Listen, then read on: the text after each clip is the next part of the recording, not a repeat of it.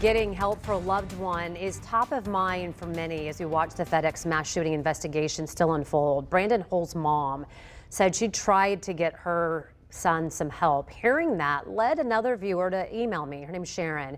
She sent me this. It was actually really long. This is what it said in part, though. Angela, there are very limited resources and not enough long-term placement facilities to get help for your mentally ill. The only place that keeps people against their will is jail. The police and sheriff's department are the ones taking care of the mentally ill. Can you investigate this further? Sharon.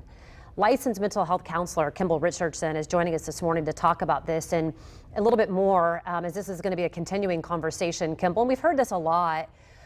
People are asking, where do they go for help? They're afraid to call because they're afraid that someone will be taken to jail, and they say that's not what that person needs. First of all, what is your response to Sharon just in general? Well, sometimes people are not aware of the different kinds of help that are available.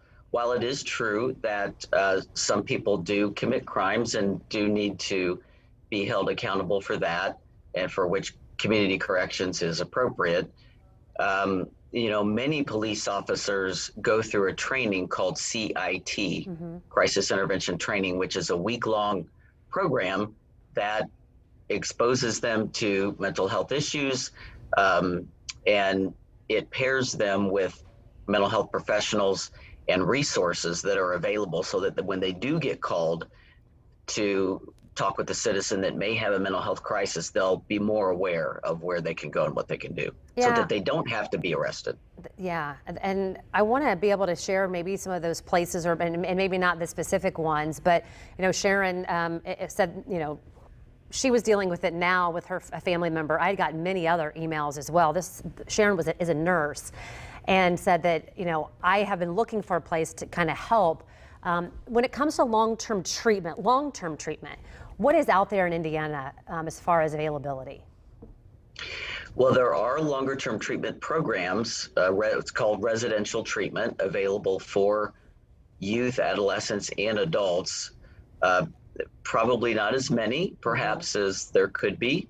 And there is, frankly, a work shortage of mental health professionals. So while all that is true, it's also true that there are programs available and there are still support programs and counselors that are accepting new patients. Yeah, I thought that was interesting too, saying that there's a shortage. That is not something that we've reported a lot on. This is something my mom has done for, she's a licensed clinical social workers and family counseling for more than 30 years. I have not really heard too much about that shortage. What are we looking like right now? Well, I think two things are happening, truly. One is a slight work shortage. The other is the demand for mental health services is higher than most people have ever seen in their lifetime. In my career has been now 34 years. And we are seeing the highest number of requests for appointments and for crisis appointments that I've ever seen, ever. What is happening, and are there things that we all can do to keep ourselves healthier? You know what I'm saying? I mean, I know there's drugs that are a problem. We know that, and that can create mental responses for some folks. But is there a bigger problem here too? Well, it's multi-component, multivariate, of course. There's not just one thing. But one thing I think is actually good is that the information is getting out to the public that mental health is important, mental health treatment and support is available. So I think when more people feel comfortable, if you will, calling for assistance, we get lots of calls, which is great. We also want to be able to respond to them quickly and appropriately as well. Kimball, as always, we sure do appreciate some of that insight. Again, this is a continuing conversation we will have. My daughter Ashlyn has plans right now to go into the field.